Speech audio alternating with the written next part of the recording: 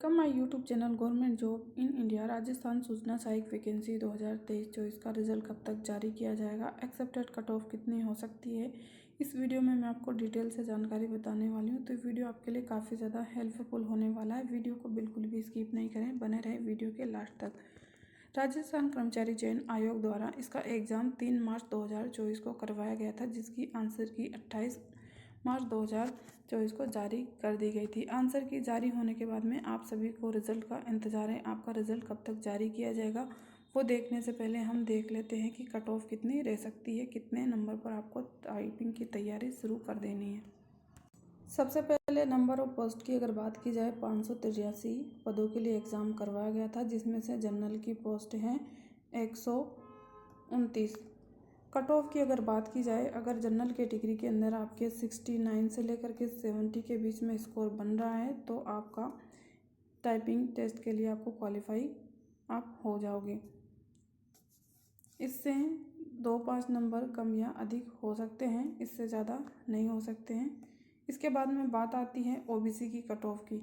तो ओबीसी की total 75 post हैं। कट ऑफ की अगर बात की जाए तो 65 से लेकर के 67 के बीच में स्कोर रह सकता है। अगर आपके इतने नंबर आ रहे हैं तो आपको अभी से टाइपिंग की तैयारी स्टार्ट कर देनी है। इसके बाद में बात आती है एसटी कैटेगरी की। एसटी कैटेगरी की पोस्ट है 43। कट ऑफ की अगर बात की जाए तो 58 से लेकर के 60 के बीच में स्कोर रह सकता है एसटी कैटेगरी का। अगर आपके इतने नंबर हैं तो आपको अपनी टाइपिंग की तैयारी स्टार्ट करनी है। इसके बाद में हम देख लेते हैं एससी कैटेगरी की। टोटल पोस्ट 57 है। कट ऑफ इसकी रह सकती है 55 से लेकर के 57 के बीच में। नॉन टीएसपी क्षेत्र की कट ऑफ के बाद में हम देख लेते हैं टीएसपी क्षेत्र की कट ऑफ। जनरल की टोटल पोस्ट हैं 21। कट ऑफ 58 से लेकर के 60 के बीच में रह सकती है। एसटी कैटेगरी की अगर बात की जाए, टोटल 26 पोस्ट हैं। 55 से लेकर के 57 के बीच में स्कोर रह सकता है। एससी कैटेगरी की अगर कट ऑफ की बात की जाए तो एससी की टोटल पोस्ट है टीएसपी क्षेत्र के अंदर 2। 56 से लेकर के 58 के बीच में स्कोर रह सकता है। आपका जो रिजल्ट है वो लोकसभा चुनाव आयोग की वजह से अटका हुआ है, क्योंकि आचार संहिता लगी हुई है।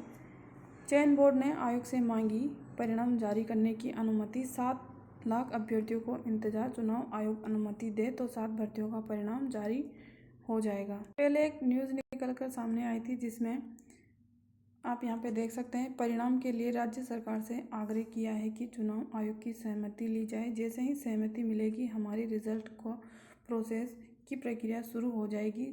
सीक्रेसी बनाए रखने के लिए रिजल्ट पहले से तैयार करके नहीं रखा जाता है, लेकिन शीघ्र ही हम रिजल्ट निकाल पाएंगे। तो ये पहले की अपडेट है। अभी कल की एक और अपडेट निकल कर सामने आ रही है, वो देख लेते हैं।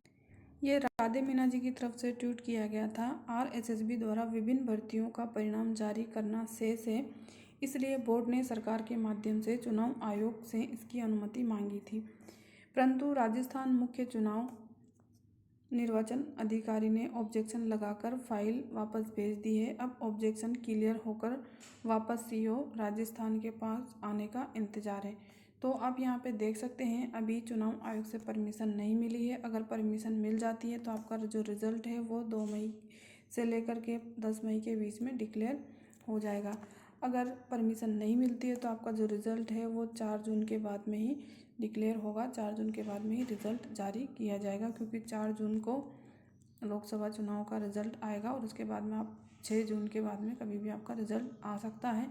और अगर परमिशन मिल जाती है तो आपका रिज़ल्ट पहले भी जारी हो सकता है। यहाँ पे आप देख सकते हैं, लेकिन अभी तक परमिशन नहीं मिली है। फाइल ऑब्जेक्शन क्लियर करने के लिए सरकार के पास गई है या बोर्ड के पास।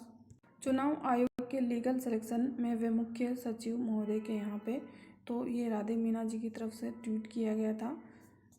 राजस्थान सूचना सहायक वैकेंसी 2023-24 के रिज़ल्ट को लेकर के अगर चुनाव आयोग से परमिशन मिल जाती है तो रिज़ल्ट आपका जून से पहले जारी हो जाएगा, नहीं तो 6 जून के बाद में ही रिज़ल्ट डिक्लेयर होगा।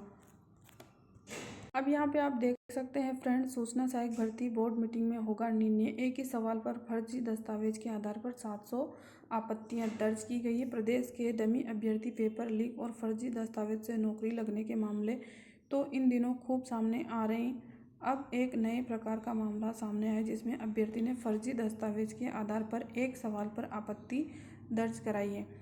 चयन बोर्ड ने सूचना सहायक भर्ती परीक्षा की प्रारंभिक आंसर की जारी कर सवालों पर आपत्तियां मांगी थी, जिसमें से एक अभ्यर्थी ने अपने जवाब को सही साबित करने के लिए एनसीईआरटी की पुस्तक के पेज को हूबहू डिजाइन कर अपने हिसाब से उसमें फेरबदल कर लिया। फिर इस तरह से तैयार फर्जी दस्तावेज के आधार पर सवाल पर आपत्ति दर्ज करा दी।